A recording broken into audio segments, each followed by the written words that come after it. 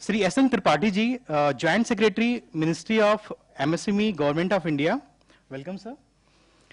Sri Nivedan Sahani, Managing Director, Slowfood.com. Welcome, sir.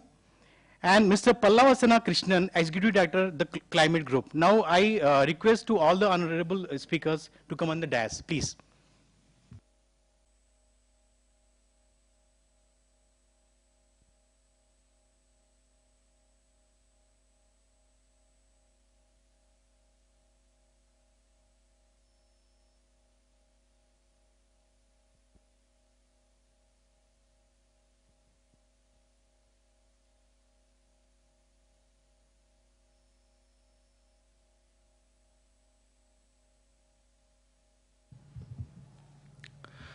Good afternoon, friends. Let me welcome you to this session. And without much ado, I would like to request one of my two panelists to speak about this. Since topic is MSME also, small and medium sector, I would like to certainly give a brief background of what MSME stands for.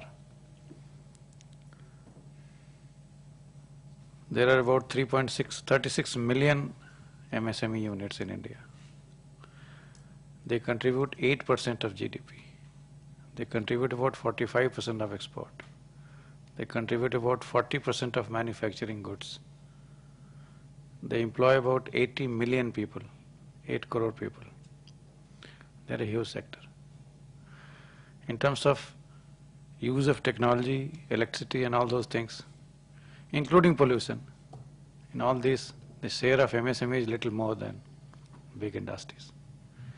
In this backdrop, the new government, which wants to promote this sector, you must have heard that in budget lot of announcements are there for this sector, notably creating a venture capital fund of 10,000 crores, setting up committee to look into the various constraints of manufacturing sector. One of them could be energy and necessarily linked to solar. Putting up a system where exit and closure becomes easy. For the first time, government is talking about simplifying bankruptcy laws. You have started a business, you might have failed because of different reason.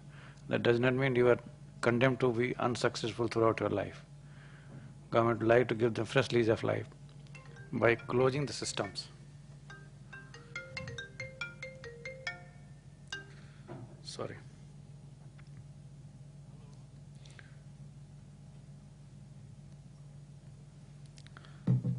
Similarly, there are many other initiatives in energy sector.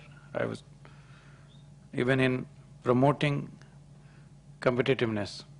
My ministry works on these two things, that we should create job, one by promoting more enterprises, and second, creating more job by making the industries efficient.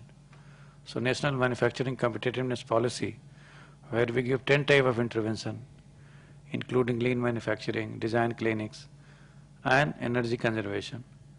This type of initiative which makes the industry less dependent upon hydrocarbon and other things, go for solar and renewable is a good fit. In this backdrop, we would certainly welcome any meaningful suggestion that comes out of this workshop. May I first take the privilege of requesting Executive Director of the Climate Group, Mr. P. Krishnan, to speak a few words on this. Thank you so much.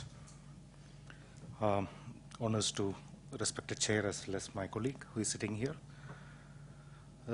Fag end of the day, more empty spaces than occupied spaces, but I'll try to make it as short as possible.